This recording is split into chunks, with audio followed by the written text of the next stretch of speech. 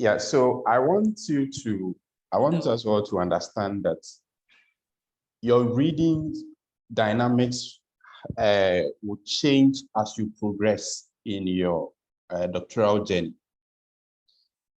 At the initial stages of your doctoral journey and in the stages of working through your proposal, what you do is what we call exploratory reading. And this stage comes with a lot of frustration because you see yourself spending a lot of time on reading materials, and you don't see yourself moving forward the way you really want to. And this is because at the initial stages, you are now trying to enter that field of research. You don't know anybody there. When I say you don't know anybody, I'm saying you don't know the key scholars there. You don't know anything there. You don't know the main theories, the main ideas, the debates, the contestations, the papers there. You don't know anybody. It's a new field for you. You don't even know which paper is a classic paper in the field. You don't know which paper is a must read. You don't know which paper. You don't even know, you can't even mention the 5 or the topmost researchers in the field. You are just reading anything that has a title that resembles your paper, that resembles what you're doing. So, but it is also at this stage that most candidates expect too much from themselves here. And so when they find themselves reading too much and they don't see direction, most people get frustrated. When you're doing exploratory reading, you are not expected to have direction. You just want to find more about the topic, to explore ideas, especially in a free-ranging way. So you can be reading a lot of things and you are not getting direction. That's what exploratory reading is for. And so typically it is essential that you start exploratory readings very early. I don't recommend that when you are stepping into your thesis year, when there's so much pressure on you to get direction, get objectives. That's usually not the best time to start exploratory reading. Usually, ideally, from when you start your first year or the second year, you are expected to do a lot of exploratory readings, so that by the time you are getting closer or getting into the middle of your proposal, you begin to have focus.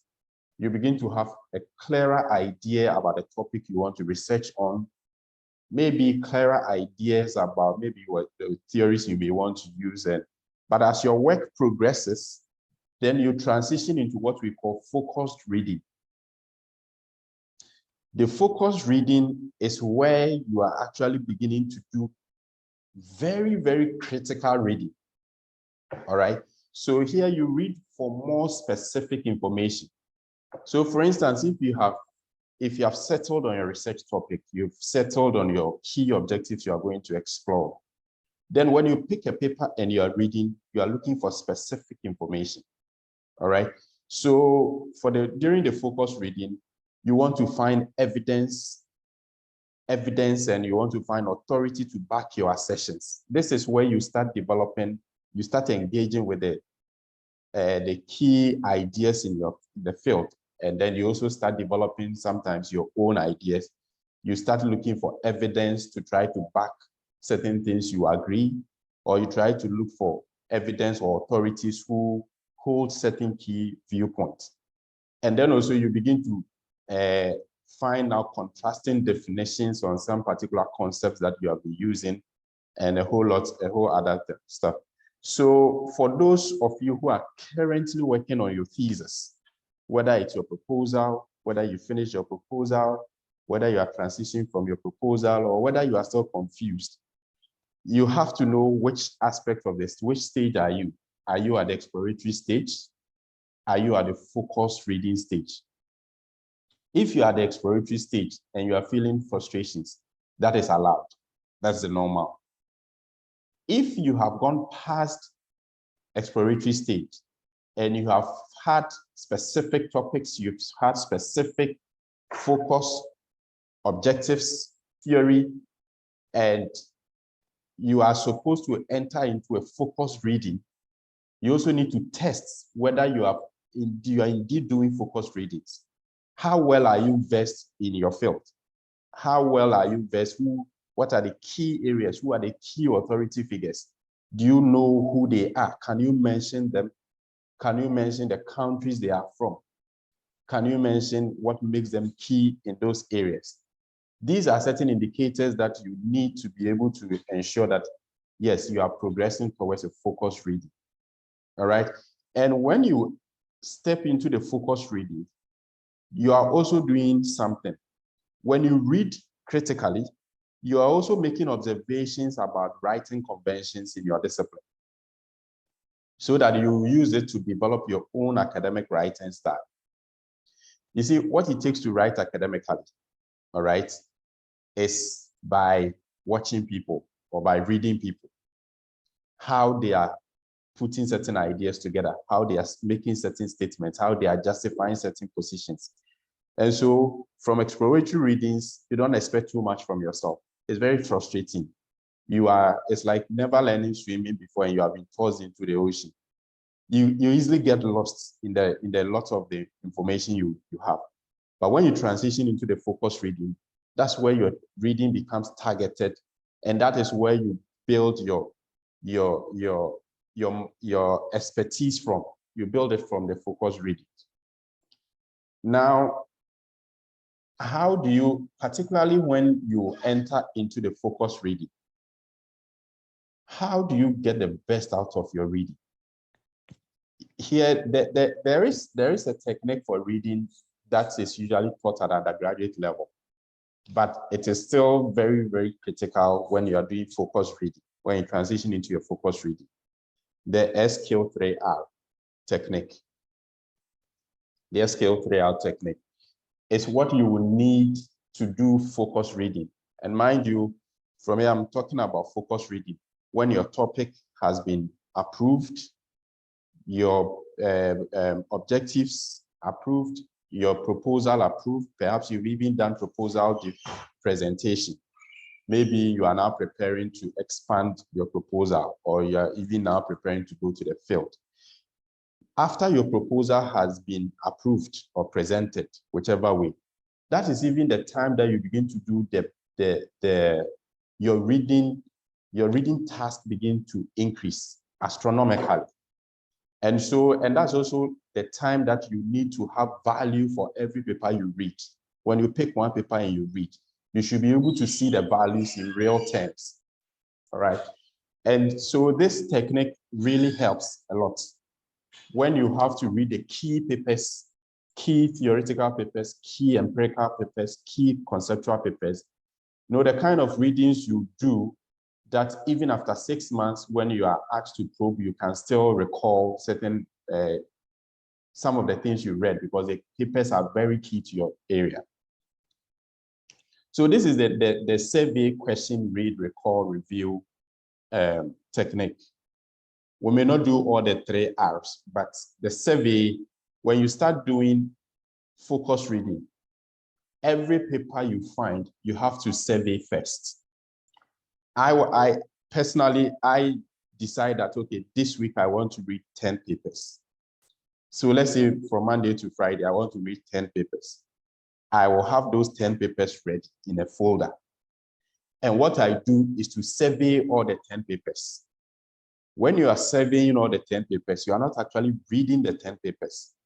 You open the 10 papers and you are kind of skimming through the 10 papers.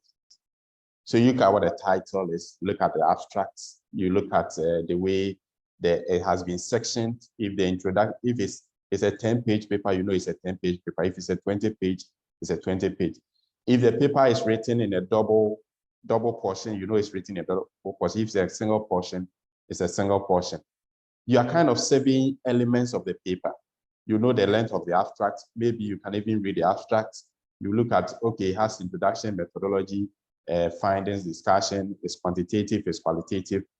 Here, you are surveying the paper. Now, whilst you are surveying the paper, you can begin to get certain questions in mind. Okay, here if your proposal has been done, at least during the proposal, you came up with certain questions, people were asking you certain questions. In your exploratory reading, certain questions kept coming up. So even before you begin to read the paper, you can annotate possible questions you want answered from the paper. Once I've finished reading this paper, I'll have to be able to answer these questions. First of all, what is the researcher's central objective? How did the research do this? What did the person find? How did the person interpret what they found? I mean, when you're surveying the paper, questions that will come up to you, you can type it. Then again, it also depends on whether you read hard copies or you read soft copies. I have cultivated the habit of reading soft copies. So if it's a what do you call it, a PDF, I'm able to open and then write certain comments down. So when I pick a paper, I know I've surveyed the paper, I have possible questions that will guide me, all right? Before I actually find the time to sit down and actually read closely. You can't pick a paper for the first time of the paper and you say you are reading the paper. You will still be doing exploratory reading. When you transition into your focused reading, you can't read a paper you haven't surveyed. Unless the field is a field that you have really, really read very well, it's a field you know very well. So maybe the author that you are reading, maybe you have read a person's paper before. In that case, you can pick a paper fresh and read it. But if it's a field you are not so familiar with, I would suggest that in your first reading attempt, let it be a survey. Survey a number of papers you want to read for the week. If it's 5 papers you want to read, survey all of them in let's say the first day of reading. Then dedicate the next days of the readings to reading maybe 2 papers or 3 papers. Because you have to read and then you have to review. As for the recall, when this technique is taught at the undergraduate level, the recall is to be able to help you that when the things come into exams, you are able to recall and write. But because it's going to be a thesis, you will have to review. The review means that once you are done and you have, as you read and you make notes, when you are done, you would have to compare your notes to the questions you had earlier to ensure that have your questions been answered. And then along the lines when you were reading, did new questions also come up that were not part of the questions you indicated earlier? All right. So I'm sure a number of you are within your thesis area. So you are expected to do focused reading. If you are not surveying your papers and you are not questioning your papers, you are not reading critically enough. There's so many things that will pass you by because you didn't survey the paper, you didn't question the paper, you just started reading straight away. So you didn't know what to pick and what not to pick. All right. So you have to know that for the focused reading, you have to use this technique so that you'll be able to get the best out of your reading. And then also you also have to learn how to increase your reading speed, because if you think you've read so much during your proposal, the rate at which you need to read when you are developing your actual thesis will quadruple or will multiply by about 10, will multiply by 10. And so you have to learn how to read very, very fast. But the good thing is that as you do more focused reading, your reading skills will increase naturally because you begin to be aware of the conversation within the field. You begin to be aware about terminologies that are used. So a lot of the times after you've done focused reading for 2 weeks, you realize that you begin to understand issues faster than you started, all right? But these are some of the tips you can use when you're reading. I'm not sure people do loud reading, because once you read saying things loud to yourself, it reduces your reading speed. Also, if you do hard copy readings and you are fond of pointing fingers or using pen to point words as in, it also reduces your reading speed. And then also your eye movement. Your eye movement. I mean, these things, we take them for granted, but your eye movement also, when you are reading and you look on a paper, how many words do you capture in your eyes at a time? All right. So in the second point, for instance, the first line says, do not run your finger. That first line has about 1, 2, 3, 4, 5, 6, 7, 8, 9, 10, 11, 12, 13, 14, 15 words. When you want to read that point and you gauge your eyes on it, how many words can your eyes capture at a time? If your eyes can capture the first 4 words before the next 4 words, before the next 4 words, your reading speed will not be the same as somebody's whose eyes can capture, let's say, 8 words at a time or 7 words at a time. All right. And so you have to make sure that the focus words you will capture at a time, you increase them. Some people, they will mention the word when they get there. Other people will capture the sentence whilst they are reading the sentence, their eyes are capturing the next sentence. So somebody can use 1 hour to read a paper that another person will use 3 hours to read, depending on some of these, what do you call it? Some of these little things. And then as you move forward into your focus reading, you have to vary your reading speed. You have to get to the level where when you pick a paper, you do not necessarily need to read every single part of the paper before you are able to extract relevant information. But in the initial stages, even the initial stages of your focus reading, you have to do a lot of in-depth focus reading. The kind of readings where you know the papers even 1 year after you have read the paper. Okay, but in the subsequent papers, when you have become so conversant with the field, there are certain things, if you get to the theory and the paper is talking about a theory you know already, usually don't waste your time reading. If you get to thematic analysis and the paper is showing you how the thematic analysis is done and you understand thematic analysis, there might not be the need to read. If you get to the sample and you know how to talk about the sample, you can just pick certain information you need about the sample. If you get to the population, you can pick certain information you need about the population, so that you are not necessarily reading every single thing on the paper. All right.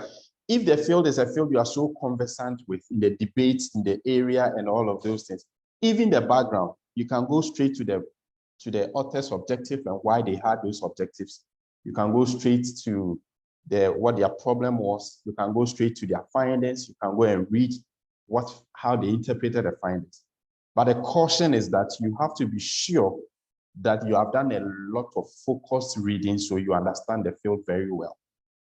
Okay, that way, as you progress through your thesis, your reading speed increases. You don't have to use the same time to read the same all papers always all the time. Other than that, you are not using your time really, really well. All right. And so once you are doing focus reading, it means that you are going to be doing critical reading. And these are some of the critical readings that some of the things that you have to pay attention to at the doctoral level when you are reading. First of all, for every paper you take, you have to know 2 things by the time you are done reading the paper. What is the author's argument? What is the author's conclusion on that paper? This is very, very critical. Okay, this is very, very critical. So like somebody mentioned, the person's work is centered around listener perception and stammering disclosure. And you pick a particular paper to read on this thing. Even before you read the paper, during your survey, what is the author's argument about this issue? What conclusion does the author draw from this issue? By the time you are done, you should be able to tell yourself what the person's argument is and what the person's conclusion is. As to whether you will agree with the conclusion or you disagree, that's a different matter. You have to at least know the argument and know the conclusion before you can disagree. So that's the first thing you have to identify. The second thing that you have to identify is that what is the person's strength of evidence in supporting the person's argument? So let's say the person says that when stammerers disclose their stammering status, it helps them in speaking well or engaging in social activities better. The evidence that the author provided, is the evidence strong enough or the evidence is very weak? So you can know an author's argument and the author's conclusion. But when you evaluate the author's evidence, you may find that the evidence that the author provides to support this argument is too weak. Or you might find that the evidence that the author has provided is so strong that it's very difficult to dispute the evidence. And so you also have to evaluate evidence as well. Then another critical thing that is very difficult to do, which most students don't pay attention to, what we call implicit assumptions. Implicit assumptions. Things the author is saying without directly saying them. Okay, let me use a certain social media post I saw to make a point for you to understand what I mean by implicit assumptions. Because when people make statements, they say two things. First of all, they say what they have said, and they say what the statement implies. They say these two things. So you have to first of all know this is what the author says. By saying this is what the author implies. That is where the level of abstraction needed for a doctoral level study is. When you are able to uncover implicit assumptions in what authors say. Take, for instance, somebody who says that a social media post I saw. If you are a young woman and you want to be successful, protect your body. If you are a young man and you want to be successful, protect your dreams. Okay, a statement like this. The person has made this statement, but that statement also has a lot of implicit assumptions that the author did not explicitly say. So if the author says that if you're a woman and you want to be successful, protect your body, indirectly, the author is also saying that the only thing women have to succeed in life is their bodies. All right? And if the person says that if you're a young man and you want to be successful, protect your dreams. What the author is also saying implicitly is that the only thing young men need to succeed is their dreams.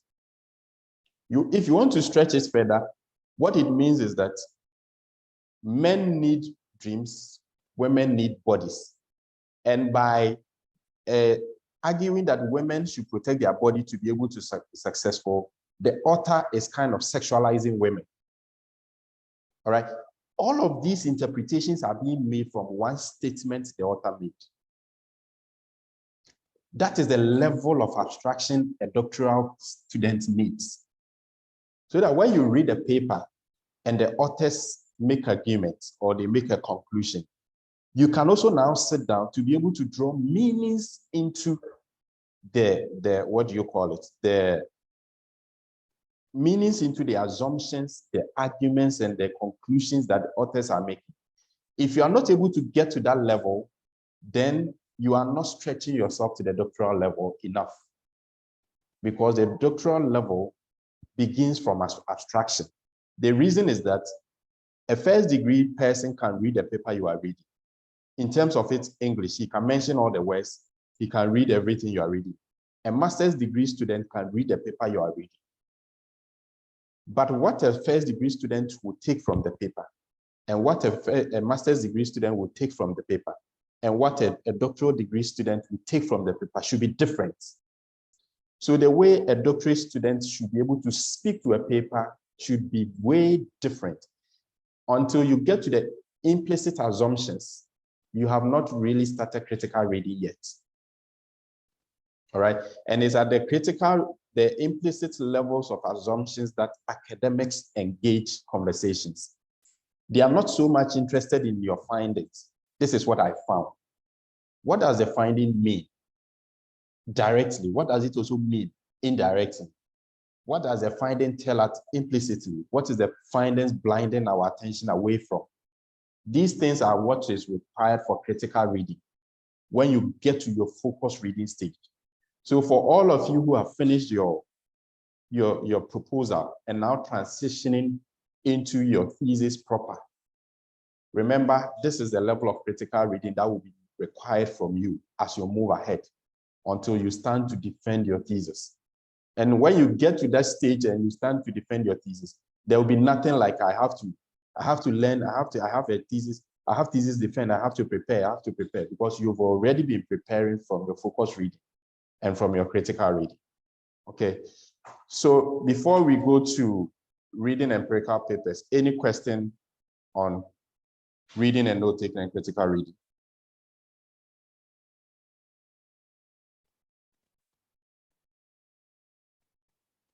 Any question on that, please? Okay. Now, on reading empirical papers,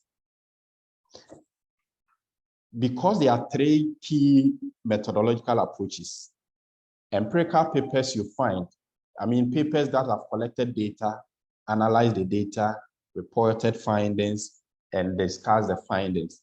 You can find them in three forms. It's either they are quantitative studies, it's either they are qualitative studies, or it's either they are mixed method studies. Whenever I've told people to read empirical papers and report them to me, one of the key things I found is that, especially when they are reporting the findings, they always leave the critical elements of the findings. Okay, so for this module, this is what I am going to try to do. I want to read as much as possible. I want to read 3 papers with you. 1 quantitative paper, 1 qualitative paper, and hopefully 1 mixed method study paper. I want to read such papers with you and show you certain pointers when you are reading empirical literature. How do you even pick up the findings? How do you follow the author's discussion of the findings? Because I want it to be practical so that afterwards you're able to pick your papers and be able to read them properly. So I have kind of identified certain papers at random. Hopefully, I try to see if the papers were interesting. So for qualitative paper, I came across a certain paper that explored men's experiences in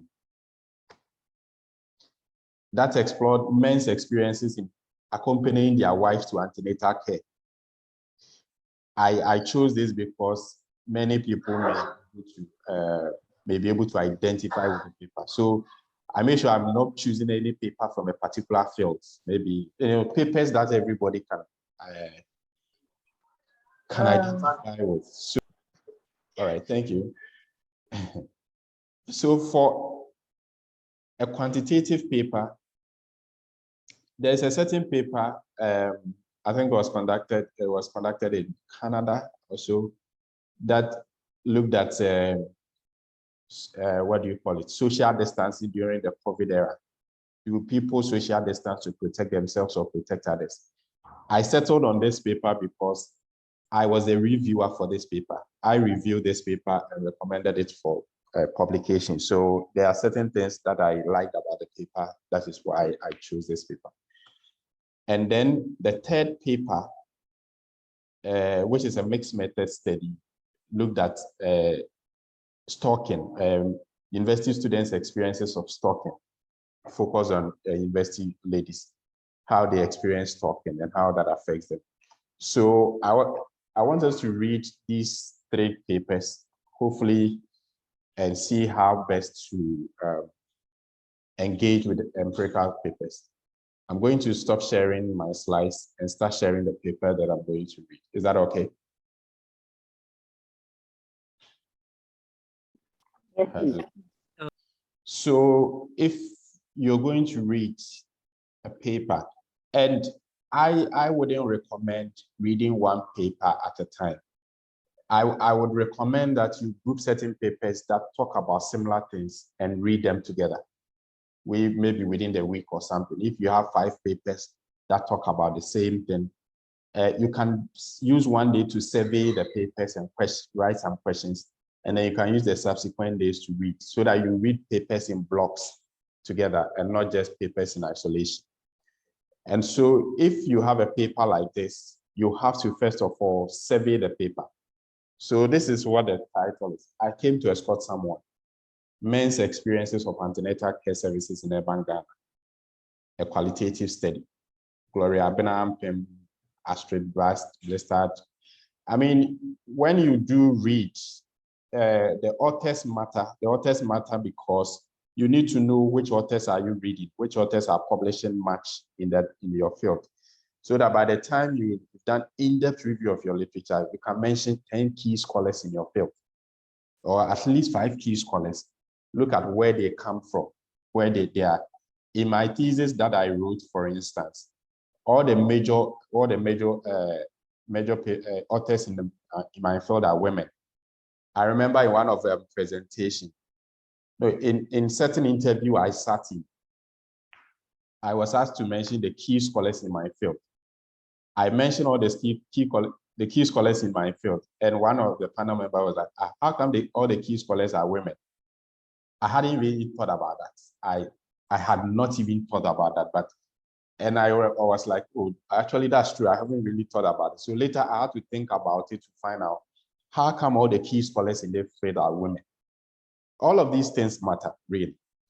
So it has an abstract, and then the way the paper is structured is such that it has a background to the study. The paper is written in 2 portions. So there's a portion from here to here, and then you also have to read from here to here, which means that for every page, you read a page twice, right? All of these things matter. The paper has 12 pages, written double side. So it's almost as if it has 24 pages, which means you read every page 2 times. All of these things matter.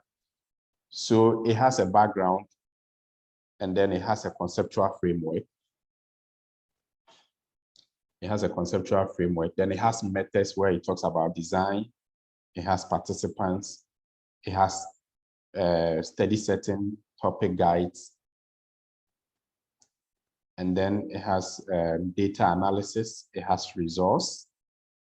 Then it looks at the themes from the resource or the findings. What else? So still talking about the resource. After the resource, then what? Does it have discussion? It has discussion, separate discussion. So is it just discussion? It has discussion and a conclusion. Okay. So you should be able to survey the paper like this. All the papers that you intend to read for the week, at least survey the paper and try to, what do you call it? As you survey the paper, if you have certain questions, you note them down. Now, obviously, you have to read the abstracts. The abstracts will help you generate a lot of questions, really. So he said, male involvement in maternal health care has been widely recognized as essential for positive health outcomes for expectant mothers and their unborn babies. However, few studies have explored men's experiences of the maternal health services. The purpose of the paper is to explore men's involvement in antenatal care in Ghana and to discuss how men navigate their roles in a space that has become constructed as feminine. These studies draws on theories of space, place, and gender. If I am reading this paper, perhaps the theories of place, space, and gender is one thing I don't know at all. So when I get there, I will have to make sure that I really understand what is theories of place, what is theories of gender, what is theories of space. All right.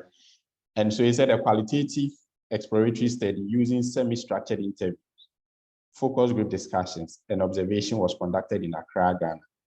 Expectant fathers and health workers were interviewed, and observation was conducted at selected public hospital in Ghana. The findings suggest that few men who attend antenatal care with their expecting partners become involved to a limited extent in the clinic's activities. Beyond a few who take an active role, Most men stay on the outskirts of the hospital grounds and rarely participate in consultations with their partner and midwife. Men still view their presence as necessary to acquire knowledge as a source of emotional, financial, and physical support for their partners. On the health worker side, the study found no clear agenda for engaging men at the clinic, and nurses and midwives felt there was a lack of staff who could engage more directly with the men. The study indicates that, so the conclusion, the study indicates that most expecting fathers feel too shy and uncomfortable to locate themselves in a female space that make up antenatal care or maternity ward. Health workers do not feel they have the necessary resources to involve men fruitfully. Thus, men do not engage in the activities as hoped, but rather remain on the outskirts of the maternity clinic. However, if men continue to navigate their involvement at the clinic and become more assertive in their roles, the maternity clinics as well as a female space could with time be transformed into a space in which both expecting mothers and fathers can actively participate and engage in. Well, I haven't read the paper yet, but on reading the abstract, the language appears to be very accessible. Perhaps that is because the topic being explored is a topic that is easy to be identified with.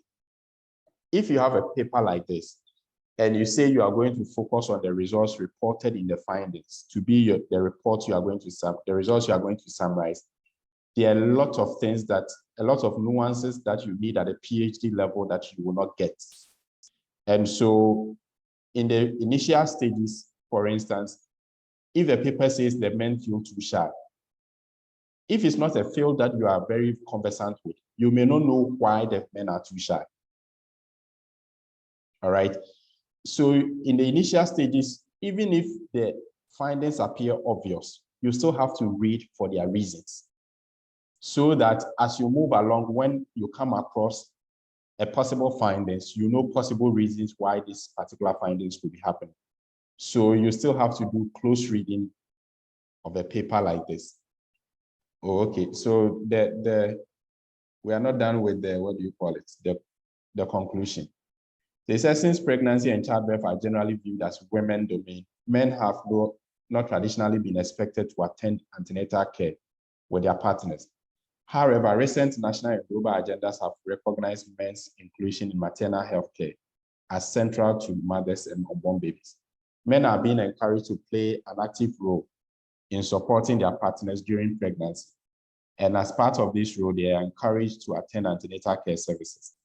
In the health facilities where this study was conducted, we found that few men who attended antenatal care most of the time stayed outside the maternity clinic, under trees, or in other empty spaces around the clinic. They opted to remain in the outside areas because they felt shy sitting among women who were a substantial majority at the clinic. We also found that health workers rarely involve men in ANC activities because of a lack of staff to engage men in separate sessions. Although the fathers attending antenatal care were disappointed that they were not engaged in activities, they still found it necessary to attend to give their partners emotional, physical, and financial support. Without the consideration of how ANC activities are structured and appropriate resources for health workers, men's active participation in ANC will remain minimal. I don't know if you follow what the researcher is, the authors are saying. The author's argument from this is the fact that men are not participating in ANC activities because of structural reasons. Because of structural reasons, that in the hospitals, they don't have enough spaces to engage the men, all right? And also because, the spaces are predominantly meant for women. Culture has not been mentioned here as of now, all right? So papers like this, you still need to read further to be able to understand and engage in in-depth,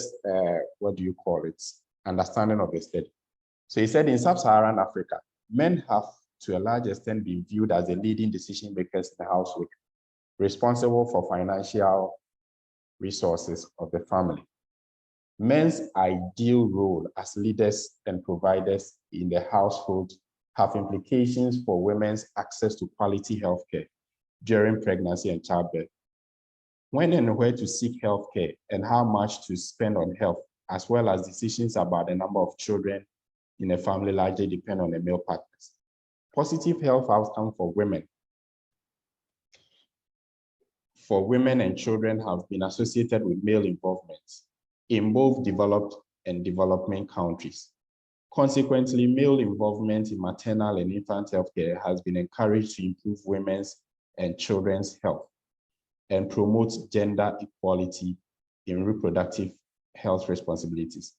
Research has shown that male involvement is significant in women's use of maternal health services. In addition to providing material resources to facilitate attendance, men can use their influence to demand respectful care, and act as patient advocates. However, a number of factors, such as fear of having to be HIV tested,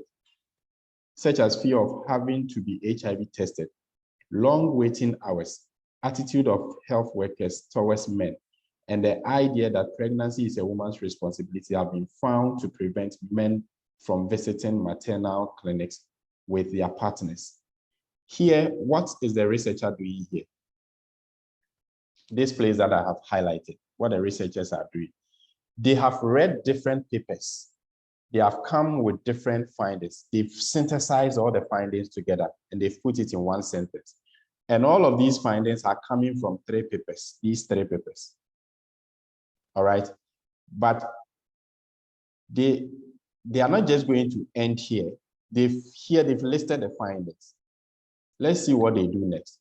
Among the limited research conducted on the experiences of men who attend ANC, a study from Rwanda indicates that even when men accompany their partners for antenatal care services, midwives prevented them from participating in private consultation to protect their professional domains and to maintain maternity clinic as a space for women. A study from Malawi on men's labor and birth experiences found that men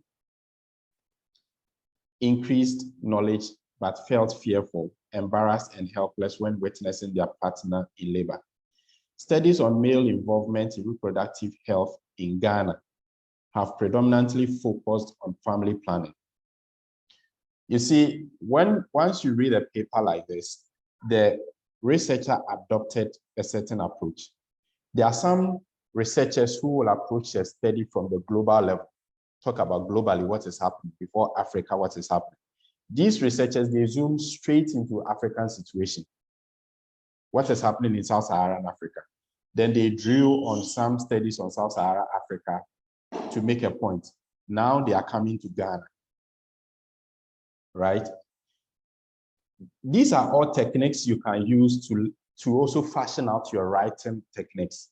As you read various authors, various papers, apart from the fact that you are reading their findings and what they are saying, you are also try to identify the techniques they use in the writing. See which of them you can also adopt for yourself when you are also writing. It's very important. So it says studies on male involvement in reproductive health in Ghana have primarily focused on family planning.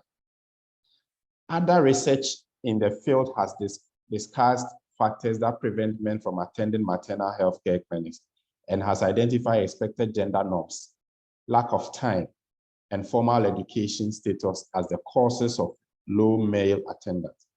Hence, the experiences of men who try to participate in maternity care services have remained undocumented in the Ghanaian research-based literature. So when we say there's a gap in literature, this is an example of a gap. They've looked at what the situation has been in Africa, what the situation is in Ghana, and what is lacking in Ghana. All right. But they also have to tell us why this gap needs to be filled. Remember, I said earlier, the fact that there's a gap doesn't mean your study is important if you can't show us the importance of filling the gap. So he said this article focuses on men who attend, This article focuses on men who attend antenatal care with their partners and its attempt to enhance knowledge about and understanding of expectant mothers. Expectant fathers' experiences of experiences of the service, given the premise that men's involvement in ANC strengthens reproductive health. So you see here, the researchers did three things. They have identified the gap. With this, the next sentence, they have told us how they are going to fill the gap. Then in the next sentence, they are going to justify why filling that gap is important. So this is the researchers' technique. They tell you the gap, they tell what their study is going to do, and they tell you why what their study is going to do is important. Some other researchers will tell you the gap. They will tell you why it is important to fill the gap before they tell you what their study is going to do. Different writing styles that all of these things you have to pay attention to when you are writing so that you will be able to define what you want to do when you are also writing. So that you're able to find, where have I stated my gap? Okay, I've stated my gap this way. Have I showed why my gap needs to be filled? Have I told what my study is about? Or I've stated my gap, I tell what I'm going to do before I justify. Either way, you have to have a start. So they say, given the premise that men's involvement in ANC strengthens reproductive health, knowledge about experiences at clinics is important to indicate what may be productive or achievable. All right. This study presents the varying forms of expectant fathers' involvement in ANC and how the organization of the activities and space at the maternity clinic shape what fathers do whilst there. We draw upon theories of space, place, and gender to augment the understanding of the material. Okay. So whilst ending, they have indicated which theories. So it just means that they are going to move to the discussion of their theories first. But mind you, this paper is an article. The way you structure arguments in an article is different from the way you structure arguments in a monologue thesis. All right, so we'll deal with monologue thesis structure later on. Because for an article, you kind of combine background, problem statement, and literature review. You combine all of them together in an article, unlike a monologue thesis where it is structured in different chapters. So here they develop their theory. Following Doreen Massey, we understand space to comprise social relations. Now, I want you to pay attention here. Following Doreen Massey. Why did they mention this person's name? They mentioned this person's name perhaps because in that field, the person is a key scholar. So this is why it's important when you are doing your literature review to always identify the key scholar. When you are writing, when you are doing academic writing, for key scholars, you mention their names. For key scholars, you mention their names. Once they are the key scholars, you mention their names. All other scholars, you don't mention their names. Okay? And it also means that when people are writing and you hear according to so and so, according to so and so, according to so and so, and usually the names they mention are not heavyweight figures in their field. If the name you are putting out there is not a heavyweight figure, don't mention the person's name. All right? You can say what the person is saying, but don't mention the person's name unless the name adds weight to the statement you are going to make before you can add the person's name to, to the statement you are making. So he said, following Doreen Massey, we understand space to comprise social relations, while a place is where these relations are performed, constructed, contested, and renewed. There are a lot of research spaces where you are going to see statements like this. At least in the health sector, I know very well. In the health sector, I know very well. I haven't explored the others. In the health, when we say relations are performed, constructed, contested, renewed, what does it mean? You may not understand it from this paper, but at least you have to note it down as something that you have to understand as you progress into your thesis. Because after you have come to understand it, it's also something that you can use to communicate what you want to say. So the formation and identity of a place, its social structure, political character, and local culture are all products of interactions. Both spaces and places are therefore formulated in terms of social practices. So here, even within this theoretical framework, the author is explaining what constitutes a space, what constitutes a place. All right, so they are mainly looking at a place in geographic terms and a space as what people do there. All right, so as you read along, when you are doing focused critical reading, try to engage the text this way. What do they mean by space? What do they mean by a place? All right, so that if it's a field you are going to do your research in, you come to that understanding that when we say a space, it means this. When we say a place, it means this. Subsequent ones, when you see space and place, you read it fast because you already understand what they are. If you do dictionary definition of space, you will not get the meaning the way it is being used here. If you do dictionary meaning of a place, you will not get the meaning the way it's being used here. All right, that's why I talked about conceptual context in literature review earlier. How are concepts used within your field? All right, so it said gender is influential in defining the kind of relations that are played out in a particular place and in shaping the way that men and women relate in a place. Massey noted that the dominant image of a place and space will often be contested and subject to gradual transformation. Here again, the idea of contested has come here again. If it's not something that you really understand, you make it your point, you have to note it. As you read along, you note it. You note the things that you have to understand. Some papers, you may have to read it 3 times. Some papers, you may have to read it 4 times before you understand. Some papers, you may have to read it, put the paper down, read other papers before you come back and read it again. Because especially when they are expounding on theories and a conceptual framework, some of the technicalities, you can find a lot of the technicalities there.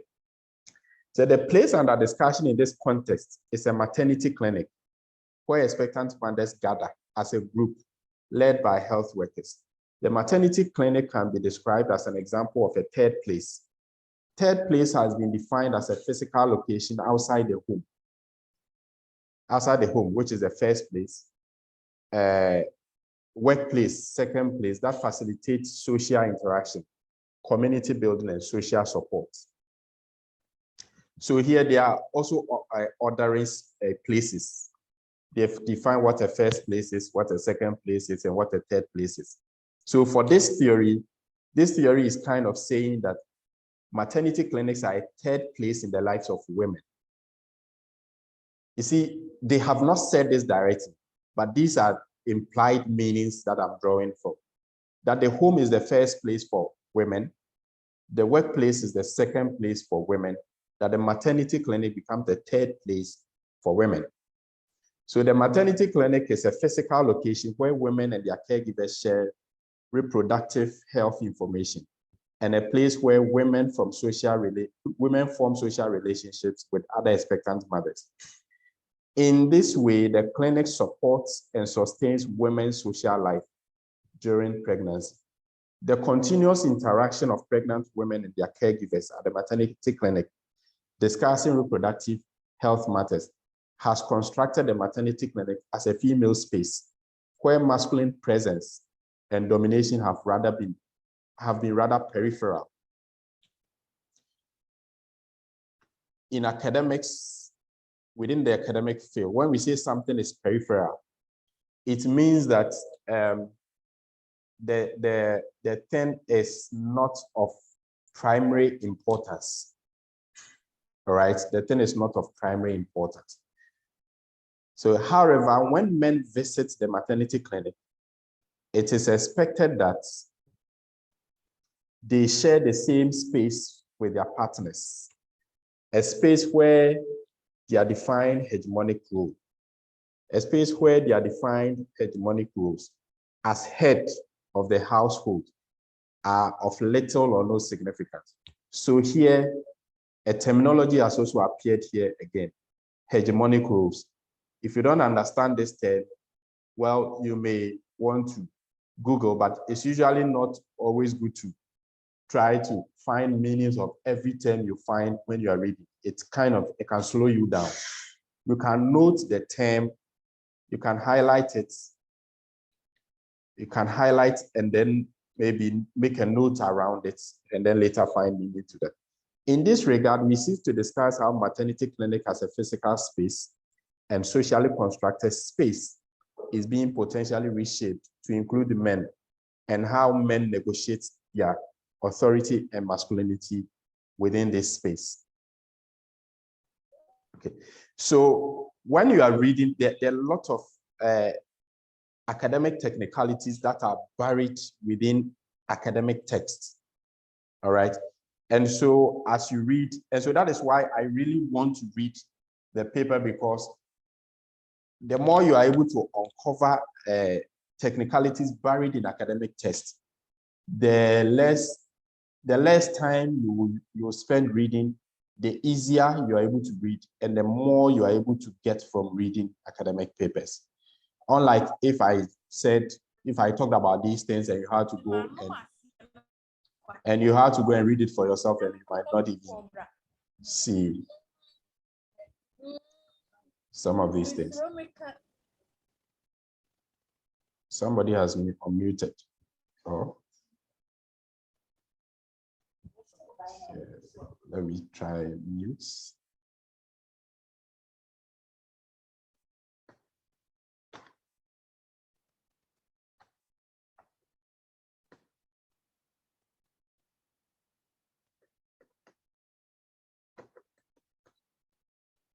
Okay, let me. All right. So let's look at the methodology. The methodology, I don't want to spend too much time on the methodology, because usually technicalities are not buried within methodologies. You are likely to find technicalities buried within the background and the theory aspects, because that's what is setting the stage for the whole study. For methods, they are usually very straightforward. They talk about when they did the studies, where they conducted the studies, but that is not to say it is not important to read. I'm saying that for the purposes of time, I'm not going to read that. So I'm going to go straight into the findings to show you how to pick up findings from qualitative papers, because it's one of the most difficult things to do, on picking up findings from qualitative papers. Now, this section presents a description of the maternity clinic, how A and C activities were organized, and where men were located during the clinic proceeding. It will then continue with discussion of the varying forms of male involvement found in the study, including men's own agendas at the clinic. It ends with a presentation of the health workers' engagements. Okay, so they are going to present the findings in three different themes, under three themes. First, they look at where are the men found within the clinic.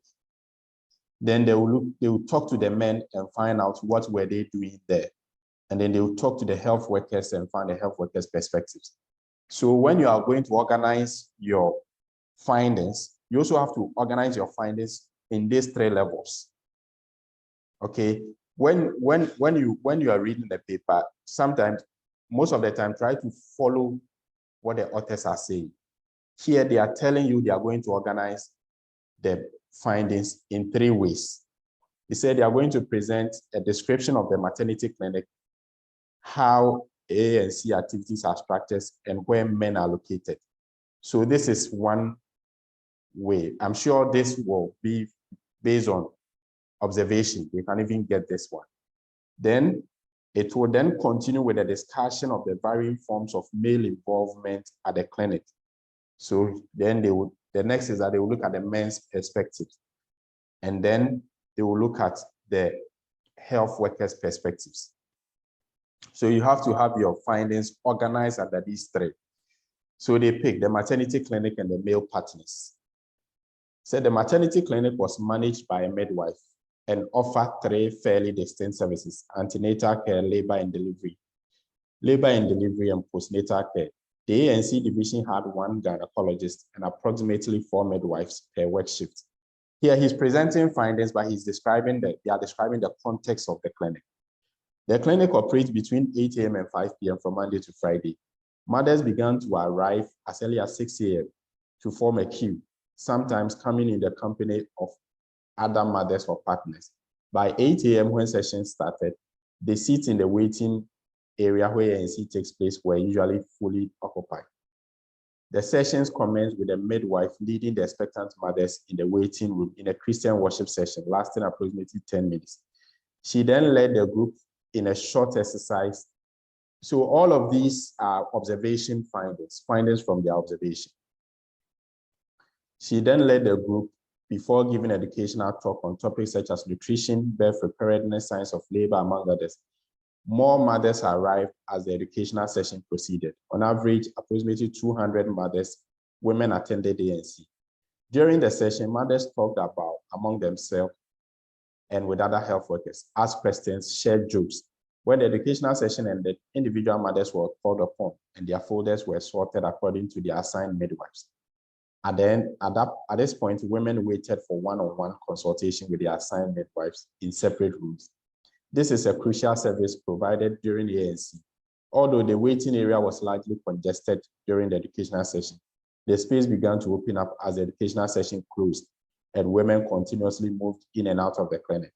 It was common to find expectant mothers moving around in pairs or more to the canteen, washroom, laboratory. Women who attended the clinic with their partners walked around with them. Men who accompanied their partners to the clinic were encountered mostly at different locations. Some sat among the expected mothers in the waiting area during the educational session. From observation, we found only 2 to 3 men sitting among them more than 100 women. So if you're looking at, if for instance, you are interested in where do men position themselves when they go there, this is one finding they have indicated, that some of the men sat with expectant mothers in the waiting area. But if you look at this statement here, it said we find 2 to 3 men sitting among the more than 100 women. It means that those who sit with the women in the waiting room are very few. Okay, they won't tell you this directly. You have to read and figure it out. Okay, so when you are reading a paper, we say that you have to extract the findings. It's not every paper that you can copy and paste the findings. Some of the findings you have to extract. Sometimes you have to read a whole paragraph or 2 paragraphs before you can even extract a key findings or 2 or 3 findings. So this is one, they've identified one place that men find themselves, and they've also showed that very few of the men position themselves there. Then others stayed in an open space outside the maternity clinic. All right. Others stayed in an open space outside the maternity clinic, while others again were seen under trees on the border of the compound. All right. So they've kind of identified some staying in the waiting room, some staying in open spaces outside the clinic, some under trees outside the compound. It just means that if you go and do any research in any maternity clinic where there are no trees, you are not likely to find men sitting under trees. This is where context is important. Here, the men probably are sitting under trees because the hospital has trees. If the hospital did not have trees, they wouldn't have found some of the men sitting under trees. He said, although men may not be present in the waiting area, they were still sometimes called by their partners to join them for one-on-one consultation. All right. So this means that some of the men were found at the one-on-one consultation, but not because they wanted to be there, because their partners called them to be there when it was their turn. All right. There is a statistics from the hospital show that between 2016 and 2019, male attendants at the maternity clinic had a ratio of approximately 10 mothers to 1 father. These numbers include men who came for antenatal, labor, delivery care, and postnatal. Labor and delivery care have the most sizable male attendants, according to the health workers. Thus, very few men attended ANC session with their partners. From the few men who came for ANC, we found different ways and levels of involvement. Okay, so if you have to report on the findings about where the men are found when they go to the antenatal care, they've identified 3 key areas that very few of them sit with the women in the waiting areas. Majority of them are found in the open spaces. Others are also found under trees. Some of them are found in the one-on-one consultation when their partners have called for them. These are the key findings you have to extract from the findings like that. If you don't get these nuances, then you are not pulling out the findings very well. You are not extracting the findings well. Some of the findings are very direct. Some of the findings are implied. Is that okay? So for instance, when they say that the last statement that they made here, they said, although men may not be present in the waiting area, said they were still sometimes called by their partners to join them for one-on-one consultation. And so that means that for those who are sitting in open spaces and under trees, when it's time for their wives to go to one-on-one, then their partners call them, then they will come and join. All right, so you need to pull out a lot of these nuances that maybe a first degree student or a master's degree student can easily gloss over. Now let's look at the men's involvement, what the men were saying. They said the first question that we asked men after greeting them at the maternity clinic, what brought you here today? Most men responded by saying, I came to escort someone. This response was also clear in the ways that men and women occupy space at the hospital. While men usually gathered in the waiting area, while women mostly gathered in the waiting area, most men were, in contrast, found waiting under trees and in isolated spaces outside during the general session. In isolated places behind the clinic. Expectant fathers who remained outside during the general session said they were uncomfortable inside the maternity clinic. One man, Ibrahim, for example, said he was surprised to see so few men when he attended the clinic with his wife for the first time, and this made him feel uncomfortable. Now, when you are reading qualitative findings, there's a general findings, and then there's a statement to support the findings. Most students provide the evidential support as the findings. In this particular statement, it said expected finders who remain outside during the general session said they were uncomfortable inside the maternity clinic. This is a finding. The next statement, one man, Ibrahim, for example, that statement, and then he said another expectant father specifically mentioning that he was uncomfortable. These two statements are not the findings. They are statements to support the findings. Okay, so when you are reading qualitative studies, these are the technicalities you are going to be dealing with. They will mention the findings, then they will provide statements to support the findings. If you're not careful and you go pulling statements that support the findings and you pass those statements as findings, you're going to have a lot of difficulties when you come to when you come to the level where you have to synthesize findings. And so when you're reading qualitative study, you have to be very, very, what do we call it? Very, very careful the extent to which you are quoting findings. All right. Please give me a minute to consult with the moderator for something.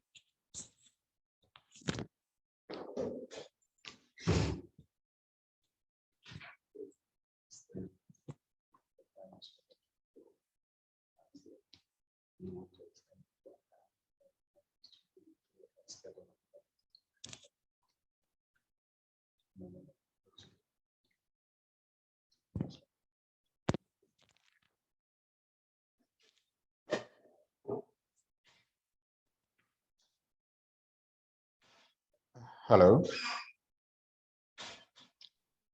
Hello, Hi. yeah. Yes, we can hear you. Okay, so I just conferred with the moderator, and the reason is that I just checked the time. The time is 3:30, and we had gotten to the practical aspect of what this whole training is about, where we look at the first session was mainly theoretical.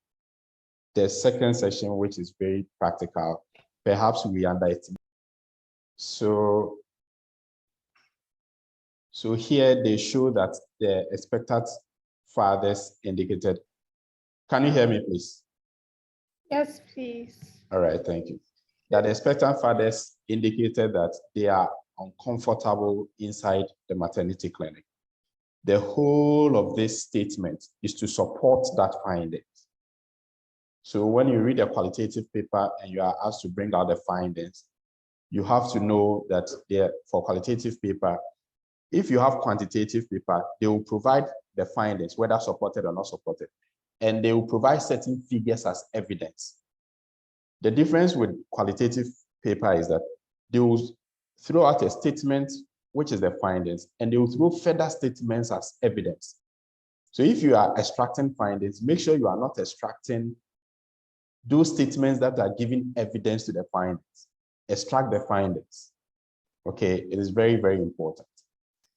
Then they go ahead and say, other expected finders decided to make themselves invisible at the clinic, saying it was because they felt shy. So this is also another finding. Okay, so some say they feel uncomfortable. These ones are also saying they feel shy. And you see the next statement, when we interview one man, Derek, so she's going to provide evidence to support the shyness, the findings of the shyness. Okay, so when you are extracting findings, don't go and extract what Derek is saying. That is not what you're supposed to do. Okay, because a lot of the times that's what people, when we do projects and it's narrative synthesis and we give people qualitative papers to read, they come and they provide statements which are supporting evidence and they pass those ones as findings. And so sometimes you have to go back and read the entire paper to redo everything again. If you are doing that in your own thesis and you are presenting your findings to your supervisors, they will ask you to redo everything again. So he said, when we interview one man, Derek, for the first time, his wife was 8 months pregnant. He had attended ANC since they received a positive pregnancy test. However, sometimes the midwives did not even see him because he was mostly hanging around under the trees surrounding the facilities. He did not participate in either the educational or consultation session because he did not see other men doing so. He nonetheless concluded by saying that if he is invited, he will join the educational session. Now, so this is a statement from Derek. I feel shy. Well, I do not go into the room with her unless I am invited. The only time I went inside was when I was called to donate blood. I have not been there since then. If it is allowed, I will go. Okay, so Derek, 32 years. Now, when you read these quotes, there are a lot of things happening. Again, at the doctoral level, when you are reading, it's very easy when you are reading quantitative papers, relatively easy. But when you're reading qualitative papers, it is very, very difficult because when you have to do nuance analysis of what the authors are saying and also the quotes of the men themselves. Okay, here the researchers say that he did not go because he is shy, but the guy also provided conditions within which he would go. The researchers did not capture that as part of their findings. Okay, so if you are a doctoral student, a doctoral candidate, these are some of the things that you can also capture as part of extracting findings. Okay, most of them say they don't go there because they are shy. All right. However, when they are invited to participate in the education, they will go. Or however, when they are invited to do something such as donating blood or paying something, even though here the person doesn't mention paying, he said, the only time I went inside was when I was called to donate blood. All right. So they are shy, they can't go on their own. However, when they are called, they will go. But the authors do not bring out that aspect strongly. So if your analytical lens is very strong, you can also pull this thing out as part of the findings, which hadn't been captured in the paper anyway. All right. So let's continue. Okay, it says some men revealed that they were only shy during the first visits and later became more comfortable sitting among the expectant mandates in the waiting area. Okay. So please, Doug, there's a question. I think Sandra is asking a question, if you can attend to it. Thank you. Okay, so is there a trick or a way to identify these statements that should be extracted as findings and those that just add up? Yes, the technique, when you learn how to write paragraph, there's something we call topic sentence.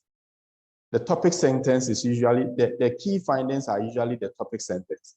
So here, other fathers decided to make themselves invisible, saying it was because they felt shy. So this statement has opened the paragraph. Now they have to support this statement. Okay, so whenever you find that they are pulling evidence to support a particular statement, that statement they are trying to support is the main finding. All right, whenever they are pulling evidence or quotes to support a particular statement, the statement they are trying to support is the main finding. All right. So here, for instance, okay. So here, for instance, he said, although, no, the findings I was reading it.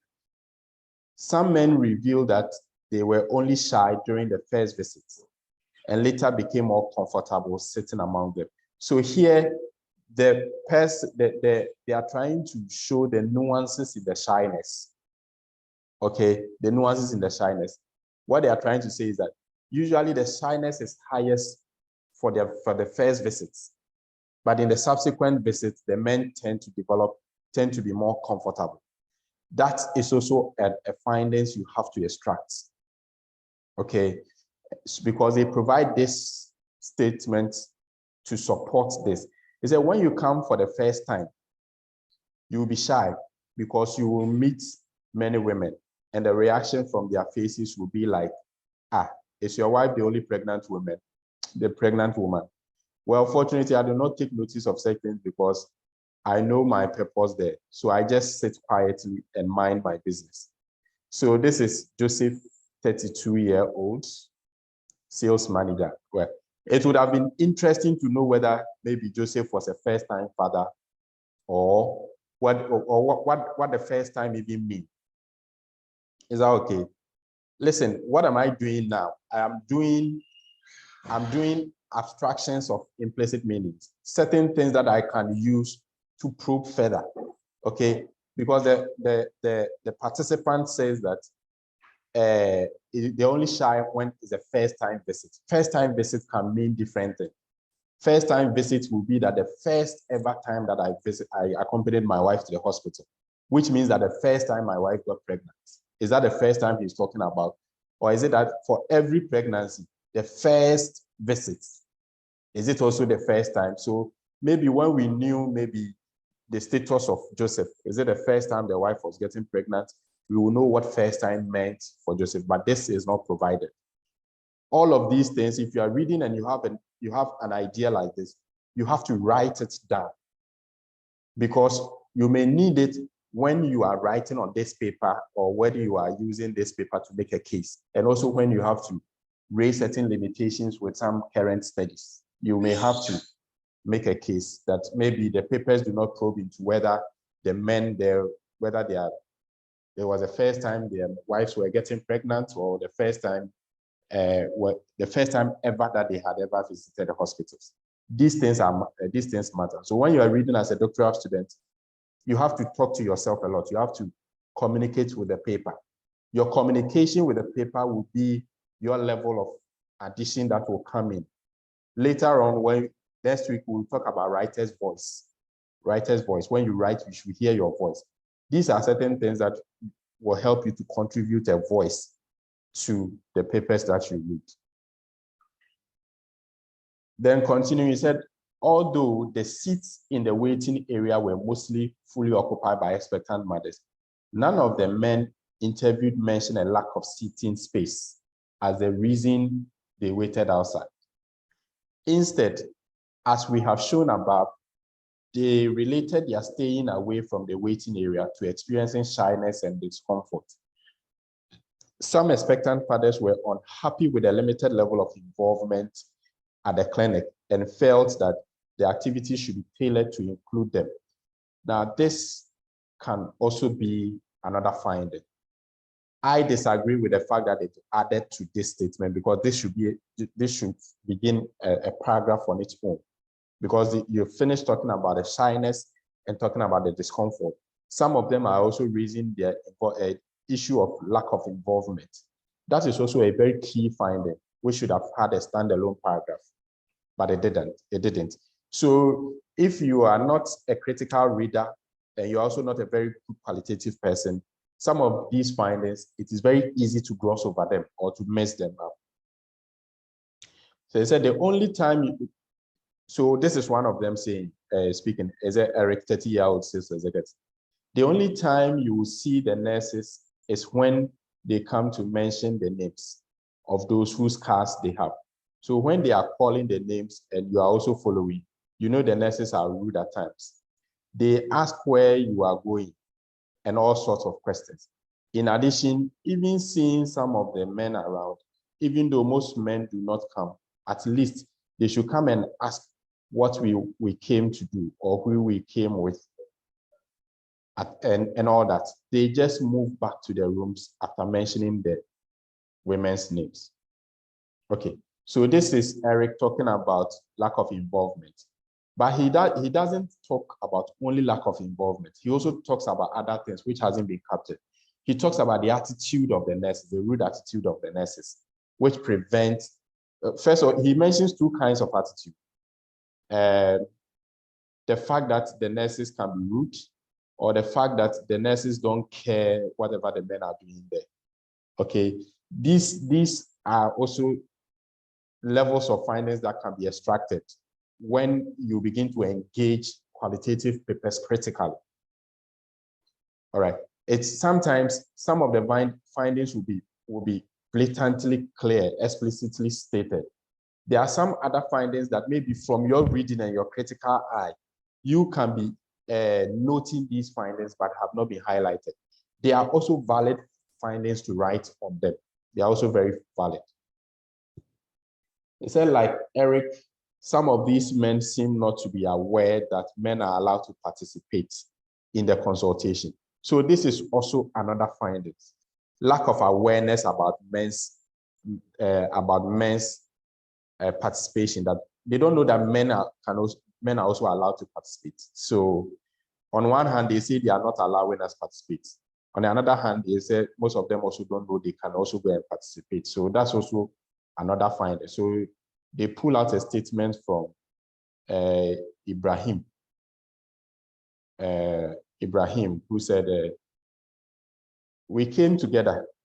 We even went down there, but I'm currently sitting here because she's going for a scan. And she's the only one expected to be present there. After the scan, the next is the lab and a whole lot before seeing the midwife. That is why I am waiting for her here. All right. Then he said, when asked whether he would join his wife in the consultation room with the midwife, he answered, if I am permitted, why not? So this is just to demonstrate the fact that he doesn't know he's allowed to be there and he's only waiting for permission. Okay, so interaction at the clinic was for most men limited to interacting with the partners. There was hardly any communication between the men themselves or between the men and women. So this is also another finding, right? In terms of the dynamics of interaction, the men were not interacting among themselves, and the men were also not interacting with the health workers. The only forms of interactions that they found there were the men interacting with their partners. So like they continue, most men played on their mobile phones and tablets in their idleness. They explained it was better to focus on the purpose at the clinic rather than chatting with other men. Okay. So the men who kept a distance and did not involve themselves in the activities at the clinic were a substantial majority among our study participants. However, there were also few who were more assertive and actively participated. Once you are doing qualitative, when you're reading qualitative papers, these things all matter. The substantial majority of the men did not participate or did not involve themselves. However, there were few who were assertive and participated. Like one person said, is it Eddie 2080-year-old self-employed? Said, as for the consulting room, I always make sure I am there with her because I want to see if everything is in place. So if there is any lab test, I would like to know its results and what to do about it.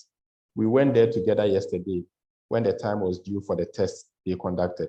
That was when she told us to buy for the child, and she told us what to buy for the child and other things needed for the pregnancy. Okay. So there were some few men who were assertive and could assert their participation at that space. Said Eddie usually joined his partner for the educational session and would, after that, drop out and wait outside until it was time for her consultation and with her assigned midwife when he would be called to join it. Charles was another man who said that he regularly participated in the consultation with the wife. So all of these statements are trying to buttress the point that some of the men are assertive and they could participate even without invitation. They could. Unless you read in the paragraph where the paragraph is introducing a different findings, then you can pick up on that as well. Then men's agenda at the maternity. Irrespective of the, okay, let me skip the men's agenda. Let's look at the health workers' perspective as well before I open up for questions. Health workers' engagement of the men at the ANC. In general, health workers seem happy to see men at the clinic, although they had divergent opinion on including men in the procedure. Apart from giving preferential treatment to women whose partners attended the ANC, health workers had no clear agenda about facilitating male involvement in maternity services. Irrespective of what midwives viewed as the appropriate way to involve men in ANC, their primary concern was how male attendants demanded an increase in their already substantial workload. They held that it would be more convenient for health workers if ANC focused mainly or only on women. So this is the findings in terms of the health workers. On one hand, the health workers were happy to see the men there. On the other hand, one, they did not know how best to involve the men. That's one thing. And two, they did not have the time needed to involve the men. All right. So these are the constraints about how about how within the health system, men are not engaged or are not involved in the ANC activities. Jumping the queue, the health workers mentioned that there's a recommendation to motivate men who attend ANC by allowing their partners to move more quickly up the line. This principle is justified by the idea that men have to go to work as providers for their families, and therefore their partners should be allowed to move quickly or up the queue so men can go back to work. I mean, okay, so there's a justification for the fact that for the fact that men who come there, their wives should be allowed to jump the queue. But when you look at the principle justifying this decision, say that the decision is that men will go to work. So straight away, it is the system assumes that when women get pregnant, they don't work. Or when women get pregnant, they don't go to work. Or maybe after women attend ANC, they don't go to work, they go back home. This is an example of implicit assumptions that I mentioned earlier. All right. So when a statement is made, when a principle is thrown there, don't just focus on the principle, also focus on what is the implicit meaning of this statement. Because if the system thinks this way of the women, that their men will go to work, it means one, the women will not go to work. And that also means that even if they are delayed, the women are not losing anything. Do you get it? So even though we live in a world where women even work with their pregnancy, sometimes even up to the 6th month of their pregnancy, we still have a system, a health system that thinks that when women come to ANC, they are not working. All right. These are implicit assumptions that I mentioned earlier, that as a doctoral candidate, you need to be able to tease out these kinds of implicit assumptions. When something is said, what other thing is also being said, but not directly? You should be able to uncover all of those things. Okay. So I wanted us to read this paper so that you'll be able to know how to engage with qualitative papers when you are reviewing empirical papers that are qualitative in nature. Okay. At this point, I will end here and ask if any of you have a question. When the materials are being shared, this material will also be shared so that you can read the entire paper, and that if next week you have further questions on, we can discuss. But so for now, any question? Okay. Abba, your hand is up. I've seen your hand is up. So after Abba, then Lillian.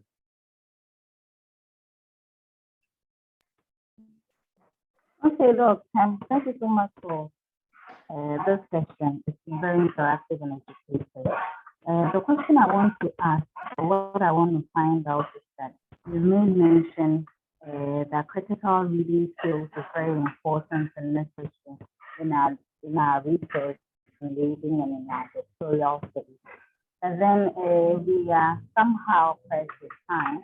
So I want to find out how we'll be able to read these papers critically, identify the explicit and implicit meaning within this short period of time, and produce an excellent or a good work. How will we be able to do all of that within the limited time that we have? And if there are any skills that we can master to be able to look after and produce better results as well. Thank you. Okay, thank you for your question. I think this is an important question. It's important because for many of our system of training, you usually have a year or less than a year or so to complete your thesis. And so, yeah, but you see, at least try and have what I will call a kind of, a 50-50 kind of rule, or even if it's 40-65. But if you say you have written what do you call it? A doctoral thesis. The thesis may become very dependent about minimum, maybe, who knows, about 30 or 40% of the papers you have will be very key for your field. For such papers, whether you have the time or you don't have the time, you have to do critical reading of these ones. Whether you have the time or you don't have the time, you should be able to isolate your key theoretical papers. You should be able to isolate your key empirical papers. All right. I mean, when I was planning for my thesis, for my theoretical papers, I had the key theoretical papers. There were about 10 or so of them. Okay. And for these ones, I didn't only read about I didn't only read them critically. I read about the theories themselves, the individuals themselves.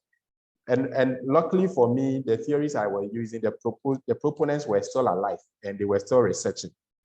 I read about them. I know the countries where they are from. I know the communities where they do their research. I know. So there are some of the papers that are very key that you have to treat the papers like your Bible.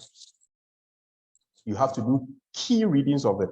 When you do key readings of the key papers, you do critical readings of key papers, then subsequent papers that are not so key to your work, you can read them, you can do summative readings of them.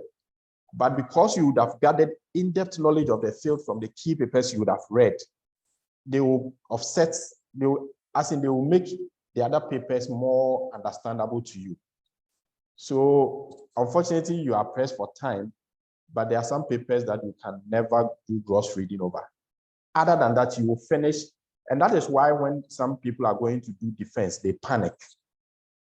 Whenever you realize that students are panicking when they have to do presentation about their work, or when they are panicking when they have to do defense, is because they haven't done critical readings of key papers in their field. If you have done that, there will be no need to panic.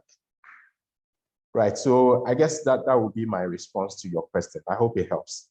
But for critical reading, there's no way going around that. Okay, Lillian. Yes, thank you, Doc. So from where you ended with Abba, I just want to go a bit back to when you talk about reading and note-taking and so on. Okay. Now, where should I start? Now, okay, so from exploratory reading to focused reading and all that we've talked about.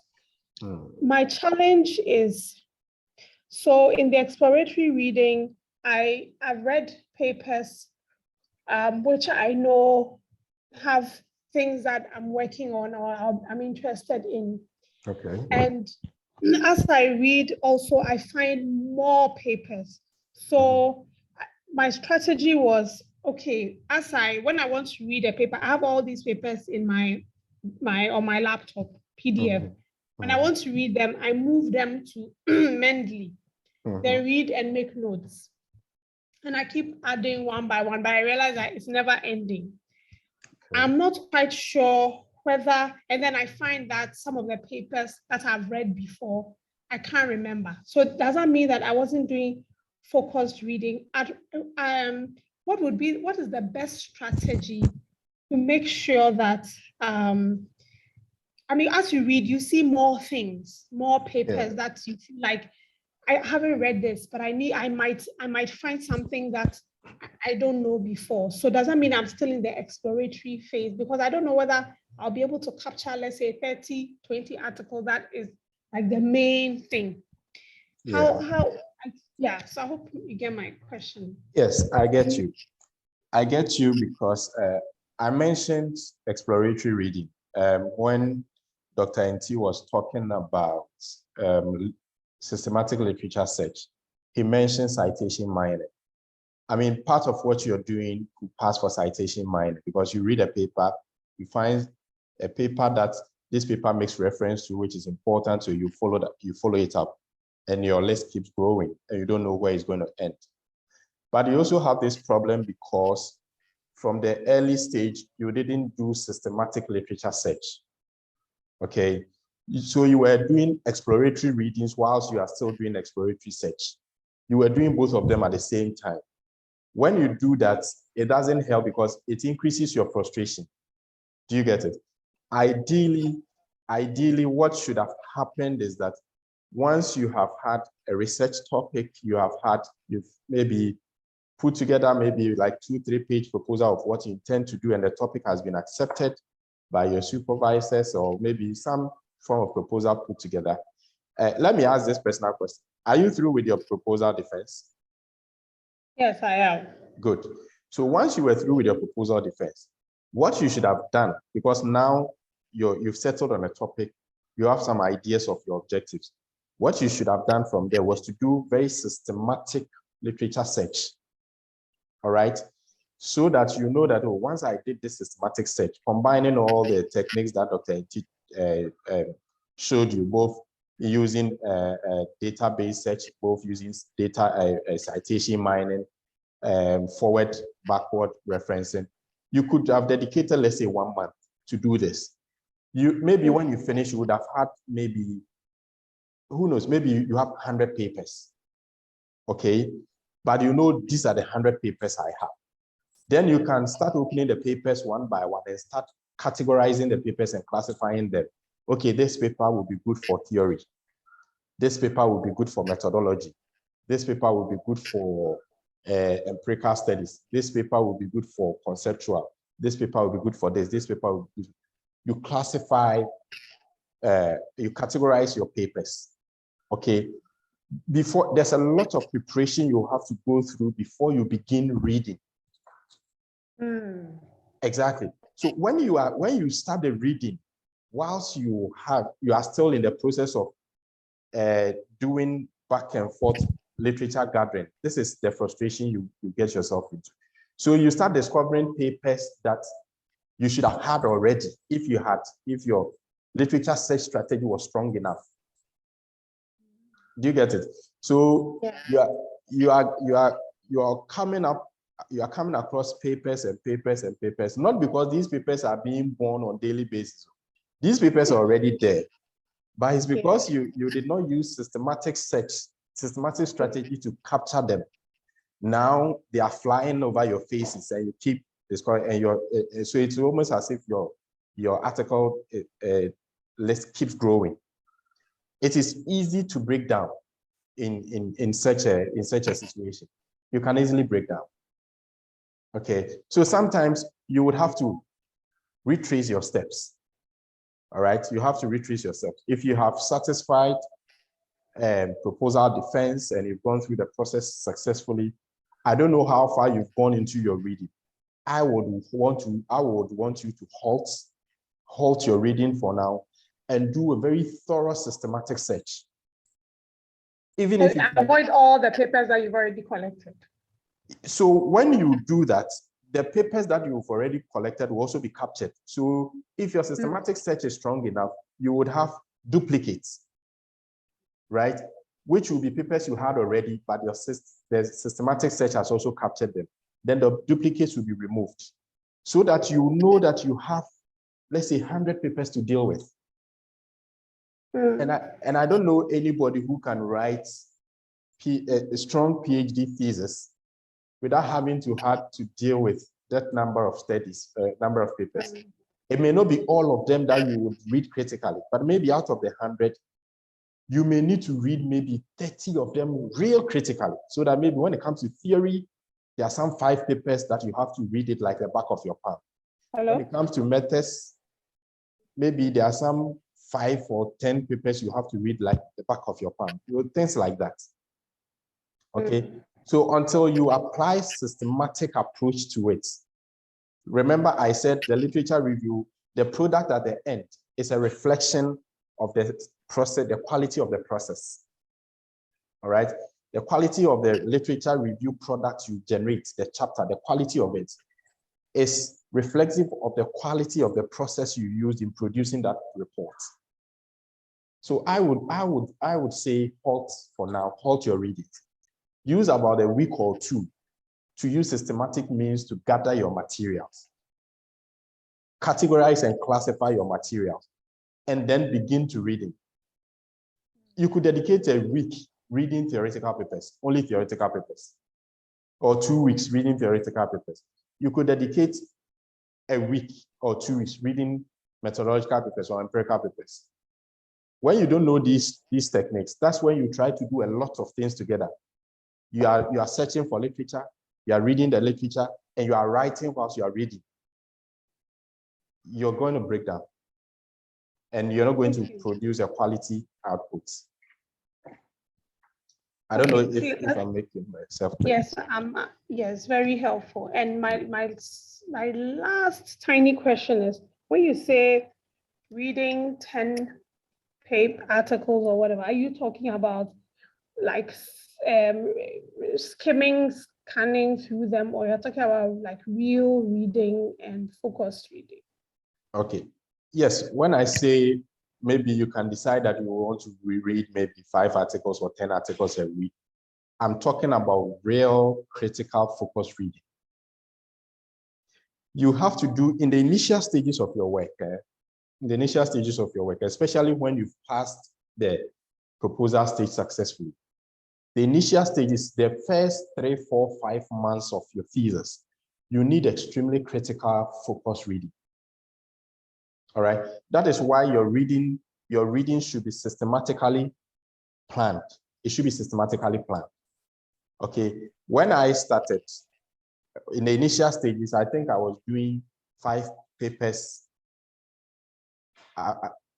Roughly, I was doing 10 papers a week. There are some, of course, there are some days I will read. There are some days, but I make sure that at least I've covered the 10 papers a week. So if for the whole week I haven't read, I make sure I use 3 days, which means at least for a day I read 3 papers. Maybe I read 1 in the morning, do something else, read 1 in the afternoon, do something else, read 1 in the, depending on what works for you.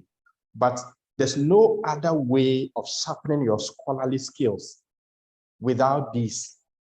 So that when it comes to your theory, you have at least 5 to 10 papers you've read critically.